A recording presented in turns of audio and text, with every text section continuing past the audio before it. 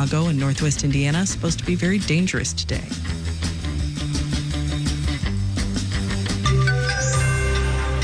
Workers get more flexible amid a cooler job market.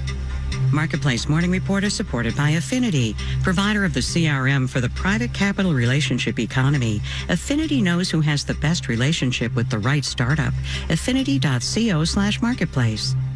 I'm David Brancaccio in New York. First, after briefing the Senate yesterday, today it's the House for Fed Chair Jerome Powell, who's been hinting his team may be closer to cutting interest rates. Marketplace's Nancy Marshall-Genzer reports.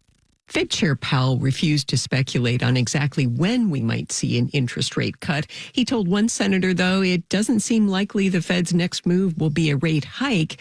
And Powell emphasized the Fed has two jobs, getting inflation to its 2% goal, but also ensuring maximum employment. It also matters what's going on in the labor market, though. We've also said that if the labor market weakens unexpectedly, that could be a case for loosening policy as well. Really, we're weighing both those factors. Powell says the Fed is looking at data on inflation and keeping interest rates high for longer to tamp it down. He told the committee the Fed needs more confidence that inflation is moving toward 2% before cutting rates. But Fed officials are also watching the job market. And Powell said he knows if the Fed waits too long to lower rates, unemployment could spike as high interest rates crimp the economy, causing layoffs or a slowdown in hiring. The Fed's next two-day meeting on interest rates starts July 30th. Investors aren't expecting a rate cut until the September meeting, though. I'm Nancy Marshall-Genzer for Marketplace. Although the government survey of payrolls tells a story of about 100,000 or 200,000 more people getting hired every month, a parallel government survey of households finds the unemployment rate up 0.5% in a year. Now, 4.1% unemployment is not high by historic standards, but higher, suggesting about 800,000 more people out of work since early last summer. And a new survey finds some people are more willing to make sacrifices to stay employed. Here's Marketplace's Mitchell Hartman. ResumeBuilder.com surveyed more than 1,200 workers to find out what they'd be willing to do not to get laid off. Career strategist Julia Toothaker says for half to two-thirds of respondents, that included working weekends, they would avoid taking time off. 30 to 40% would be willing to take a demotion or a pay cut, make a longer commute, or be relocated. And, she says, 1 in 5 workers could only sustain their current lifestyle for a week or less if laid off. Many people live one paycheck away from being in really bad financial situations. Carl Van Horn at the Rutgers Center for Workforce Development says families striving to move up the economic ladder may also be at risk. People may have made investments that if they lose their job, they may lose their car, they may lose their house. If your employer does decide to lay you off, Julia Toothaker says there might not be much room to negotiate. So if you think the axe is about to fall, best start looking for another job. I'm Mitchell Hartman for Marketplace. Markets new all-time highs for the S&P and NASDAQ stock indexes yesterday, and NASDAQ futures are up 0.3% this morning. S&P futures up 0.2%. In Texas, after Hurricane Beryl, 7 people are confirmed dead, and an estimated 1.4 million customers still have no power. The big utility in Houston is CenterPoint Energy, but its online outage tracker has a running count, but no map. Our friends at Houston Public Media are reporting that as a very Texas improvised outage tracker, some people are using the app from the Whataburger fast food chain to see which burger joints are open, figuring the lights in the surrounding neighborhood might be on as well. The CEO saw an opportunity, releasing this quote, "Whataburger is that friend by your side in good times and in bad."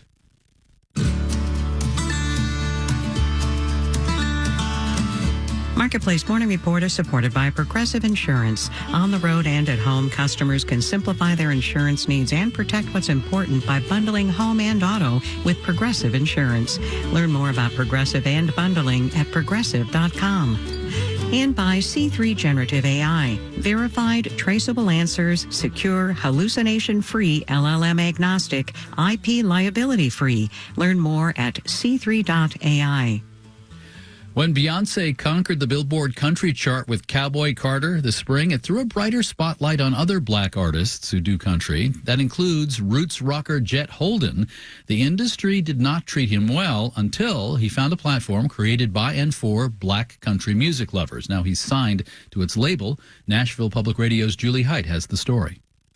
Jet Holden spent years trying to get his songs heard. That includes the decade-old tune Scarecrow. There's a difference between being fine and holding it together. I'm just trying my best to survive the morning. Holden got used to having zero support from record labels. Because I started out in country and then they shunned me. He says one record deal he nearly signed about a decade ago evaporated once the label learned that he's both black and gay.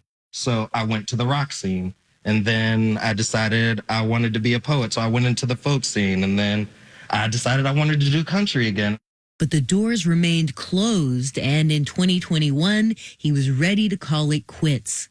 Around that time, a country fan named Holly G was determined to find performers of color.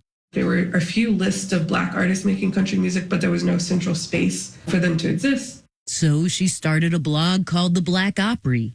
And when she expanded into booking gigs, Holden was on board. Now the Black Opry has launched a record label through the established music company 30 Tigers. And for the first time in his career, Holden's got an entire team of professionals behind him. Hey, Mike. Nice to meet you, too. At a meeting in Nashville, they strategize about how to showcase the literary, hard-edged, and down-home sides of his music, like the track Backwood Proclamation. You should never wonder if you feel like home. Project manager Ali Delgado knows that success for Holden's album The Phoenix could boost his circle of fellow black country artists. It is just obviously so full of love and the support of this community. And now Holden's hoping for a breakthrough. Working with the Black Opry has been building my confidence back. He's eager to make the most of the new partnership with a label that's using the tools of the industry to help him move past its barriers. The new album releases October 4th. In Nashville, I'm Julie Height for Marketplace. And in New York, I'm David Brancaccio. You're listening to the Marketplace Morning Report. From 8 p.m., American Public Media.